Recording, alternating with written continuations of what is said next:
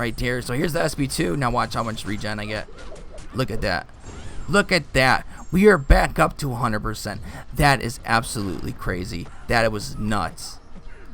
Yo everybody, what is going on? Supr Gaming here, and today on the channel I have Black Widow Clairvoyant. Now this champion was granted to me through the content creator program. Now obviously we get it for a short period of time, so I'm trying to do as much as I can with her, and like at first glance I really wasn't, I don't know what to think of her. She's definitely not the hardest hitting champion, so if you're expecting someone who hits really hard, this is definitely not the champion for you. I think this champion is going to, I think certain people are gonna like her and then certain people are just not gonna like her at all.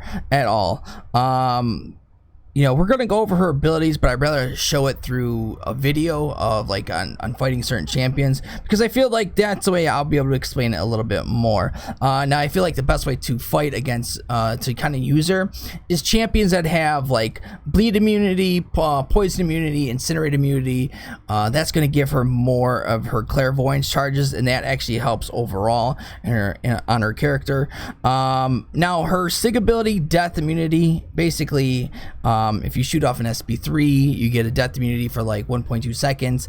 Now if you die during that, you basically heal up for 25.7 you heal up 25.7% of her max health over 4 seconds. Overall, I don't know, I haven't really found a place for that, but what I do like about her SB3 is for every one of her clairvoyance charges she gains 317.4% attack, so you can have up to like 20 clairvoyance charges. That's like that's a little over 6,000. Another thing, now this is a rank 3 SIG 200 5-star. She has a 2,608 attack rating. For rank 3, that is amazing. That is absolutely amazing. Her health pool is close to about 1,600. That's not bad. Her overall other stats, percent wise, I don't know, not that bad. I feel like she's good. Now, you know what, let's just get into the gameplay because I'll be able to explain a little bit more to you. Alright, real quick, I want to go over her synergies real quick. Now, she has 6 synergies, but I don't know, some of them not a big fan of. The first one is Judgment Day with Ghost Rider. All champions reduce the duration of opponents' buffs by 30%. Second one is a spell a day keeps the doctor away. This one I do like. The final hit of the special 2 has a 50% chance to inflict a stun for 2 seconds. That one I do like because sometimes you could kind of almost you kind of get to your SP2s like really quick. Next up we have Fire and Forget. Whenever the opponent is immune to Incinerate, they're inflicted with a slow debuff for 8 seconds, reducing the ability accuracy of Unstoppable and Evade by effects of 100%. This debuff does not stack and will not trigger if the opponent has a natural class advantage. I don't know.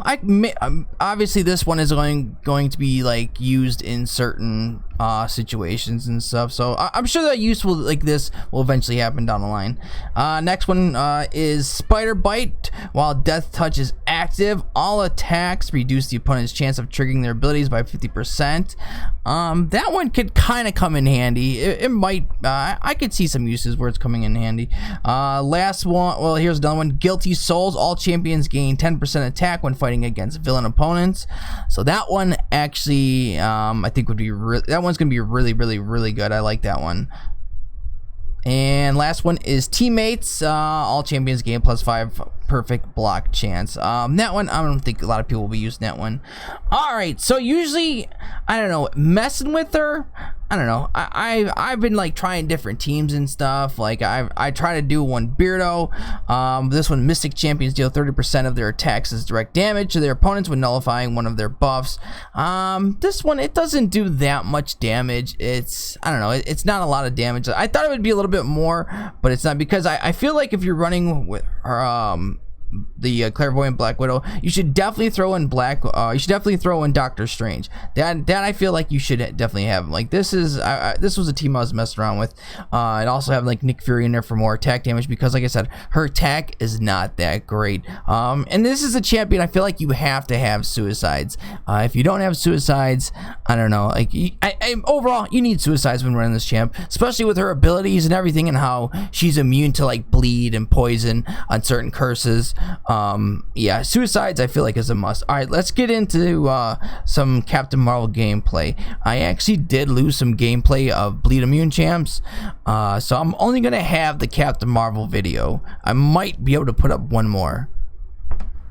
Alright, real quick, since I'm running suicides, you have a bleed debuff and a poison debuff, and right at the start of the match you start off in the curse of basically curse of blood, so that means at that point you're immune to bleed debuffs. And once you do a 4-hit combo into a 4-hit combo with a light attack, it switches over to the poison curse, and that means you're immune to poison debuffs. So at that point, bam, you're already the suicide debuffs are gone. So that's why she's really good with suicides. And then if you did another 4-hit combo, it goes over to the incinerate immunity. But this is why it's really good to fight champions with immunities. Alright, now so Claire starts with 3 charges. Each time she or her opponent are immune to any effect or an immunity purifies a pre-existing effect, she gains 1 charge and 4% of her max power. Charges stack up to 20. If the opponent has 1 or more buffs, landing or receiving a light or medium attack consumes a charge and nullifies 1 of their buffs. So, she starts gaining a lot of power once you start getting your clairvoyance charges. And again, this is why when you're going against a champion that's like immune to poison, when you're doing your heavy and your SP1, instead of putting 3 debuffs on them because they're immune, you're getting more clairvoyance charge, meaning you're getting more power. So when you're doing your heavy attacks, you're gaining a lot of power. I don't like doing the SP1. I kind of do because the SP1 and heavy are basically the same thing.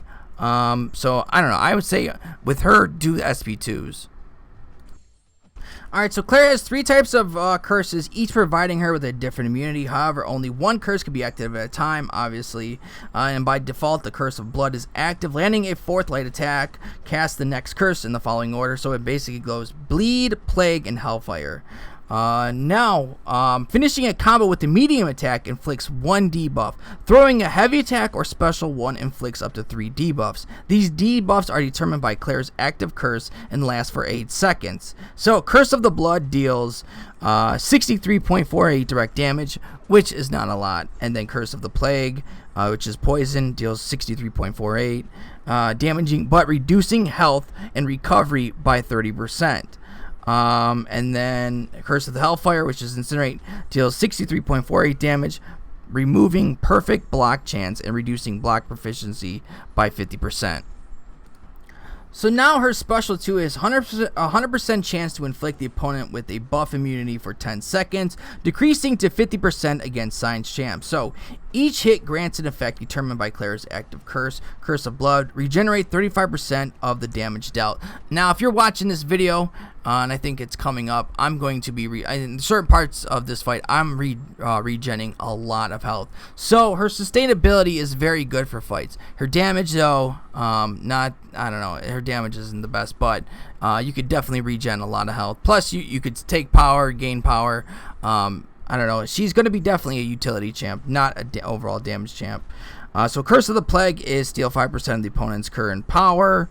And Curse of Hellfire, which is the Incinerate, deal a burst of 1269.6 direct energy damage.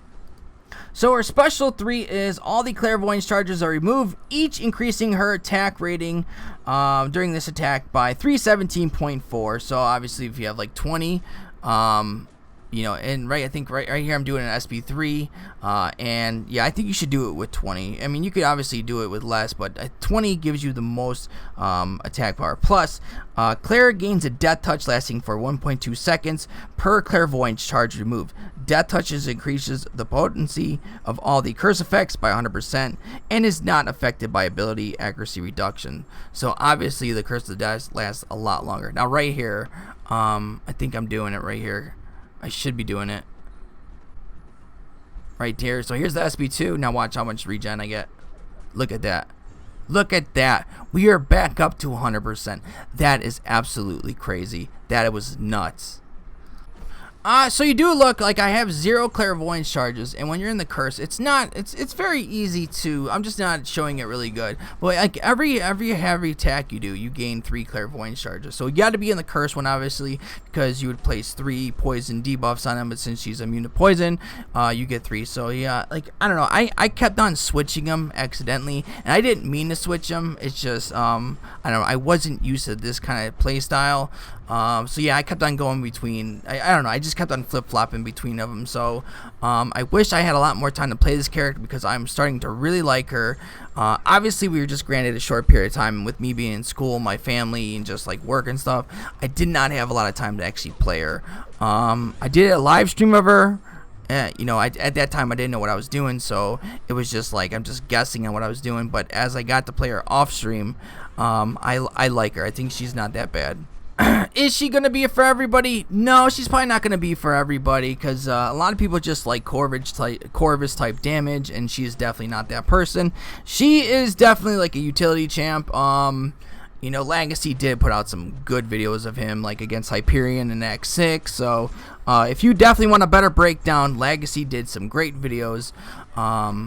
You know, hopefully, you know, you can go check those out if you're even interested in Clairvoyant. But yeah, she's not going to be a champ for everybody. And I definitely say do Suicides if you're going to go for her. I don't know. Like, some people just don't like champions if they don't do high damage. But her sustainability in matches is gonna be great. Like she could regen. Obviously, we showed you she could regen like crazy. She could gain power like crazy. She could take away power pretty good. You know, I'm mad I didn't get to do more testing with her. I really wanted to go against like a biohazard node, but sometimes it's kind of hard to find certain nodes in this game, and I didn't have all the time in the world, like I said, because of school and everything. Yeah, I wish I had more gameplay for you guys, but that's going to be it for this video, and if you're new to the channel, please drop kick that sub, and please hit toss that like button. Donkey kick that notification bell to be notified if I go live or upload a video. And guys, if you have any questions on Clairvoyant Black Widow, leave a comment down below. Leave a comment on what you just even think of her. If you just think she's just total trash, if you think she's pretty good. Overall, I like her. At first, like I said, she was meh, but I am starting to really, really like her. And I don't know, like I said, she's not gonna be for everybody, but I like her. You know, she's not that bad of a champ, but obviously she's not gonna be for everybody. But guys, that is gonna be it. Like I said, leave a comment down below if you have any questions, and let me know what you guys think of her. And I will see you guys later.